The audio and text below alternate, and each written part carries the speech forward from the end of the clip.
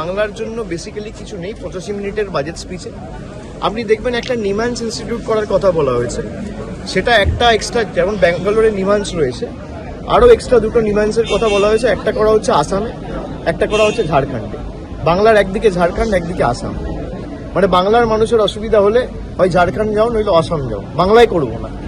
বাংলার মানুষকে অত্যাচারিত করে রাখা, বাংলার 10 কোটি মানুষকে যদি কেউ বাংলাদেশি বলে বা বাংলাদেশি মনে করে, সেটা এই দেশের প্রধানমন্ত্রী, এই দেশের স্বরাষ্ট্রমন্ত্রী, এই দেশের অর্থমন্ত্রী মনে করে। তারা বাংলার জন্য কোনো রকম কোনো বরাদ্দ বা কোনো রকম কোনো প্রতিকার বা আর্থিক প্যাকেজ বা সমাধান কিছুই আনেনি এবারে। বাংলার কৃষক হোক, শ্রমিক হোক, তপশিলি হোক, জনজাতি প্রতিনিধি যারা রয়েছে, মানে কারোর জন্য, মৎস্যজীবী হোক, কারোর জন্য কিচ্ছু নেই এই বাজেটে। যুব সমাজের জন্য আলাদা কোনো পৃথক কর্মসংস্থানের দিশা বা রোডম্যাপ কিছুই করা হয়নি।